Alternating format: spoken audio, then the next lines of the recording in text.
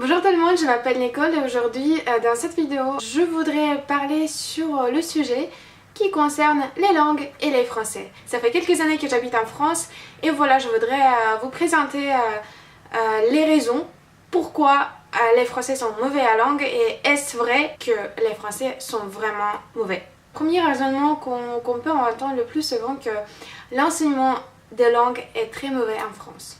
L'enseignement de la première langue étrangère en France commence à partir de maternelle, c'est à partir de 3 ans. Je pense que c'est assez bien, non?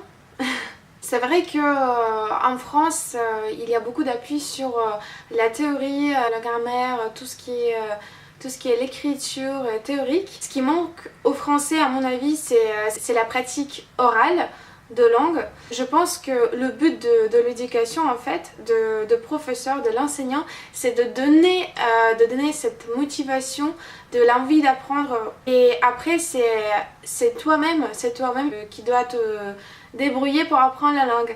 En fait, il y a beaucoup de travail personnel. Quand on rentre à la maison, il faut réviser, il faut regarder, il faut s'intéresser beaucoup à la culture de langue dont tu apprends. Regarder les séries, lire des livres, écouter des audiolivres, écouter de la musique en langue intéressée.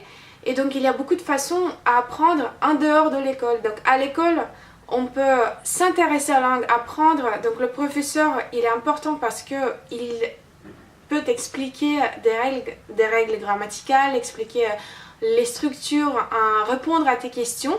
Mais ce qui est le plus important, c'est le travail en dehors de l'école, en rentrant chez toi ou bien en sortant. Il faut bien pratiquer la langue, il faut chercher les personnes qui parlent cette langue dont tu veux apprendre. Donc la raison suivante que les Français mentionnent le plus qui leur empêche d'apprendre la langue étrangère, c'est... De toute façon, notre accent est nul. Ce qui est pas du tout vrai.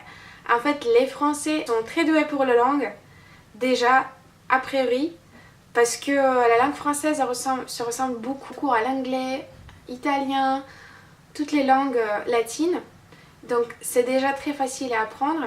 Mais ce qu'il faut vraiment travailler chez les Français, c'est qu'il faut combattre cette peur d'utilisation de langue. De plus, l'accent français, il est vraiment très sexy. I'm sexy and I know it. N'hésitez pas de commencer à parler, même en faisant plein de fautes, ça n'a aucune importance. Donc utilisez bien la langue dès le premier jour et n'ayez pas peur de faire les fautes. Donc une autre raison que j'ai entendue très souvent, c'est que la langue française a des particularités phonétiques qui empêcheraient les Français de parler avec un accent acceptable d'autres langues. Pour moi, c'est vraiment ça. Il y a aussi d'autres raisons, par exemple la raison historique. En France, il y a un grand protectionnisme envers la langue française. On peut citer la loi Toubon qui limite la présence de l'anglais en entreprise. Ou bien, on peut aussi citer le doublage des films. Pourquoi ne pas regarder les films en version originale? Ça serait beaucoup plus facile.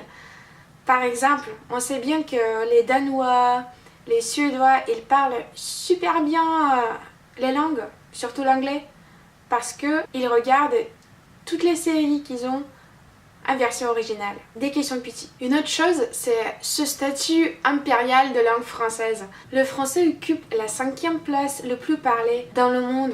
Et même en Russie, pendant 18e, 19e siècle, toute l'aristocratie de Saint-Pétersbourg parlait couramment le français et même mieux que le russe. On peut citer par exemple Tolstoï et Guerre et paix, où il y avait un de ses personnages qui a dit qu'il est bien russe, il était né en Russie, mais il pense en français. Il y a un autre écrivain très connu, Alexandre Pouchkine, qui s'exprimait le plus facilement en français aussi qu'en russe, et il avait même un surnom, le français, Franzus. Peut-être c'est vrai que les Français sont un peu habitués que la langue française est vraiment très parlée partout dans le monde, mais il faut bien partir à la découverte d'autres langues d'autres pays, d'autres cultures. Je vous souhaite beaucoup de courage dans votre apprentissage de langues étrangères. Je vous aime très très fort et bonne année, joyeux Noël!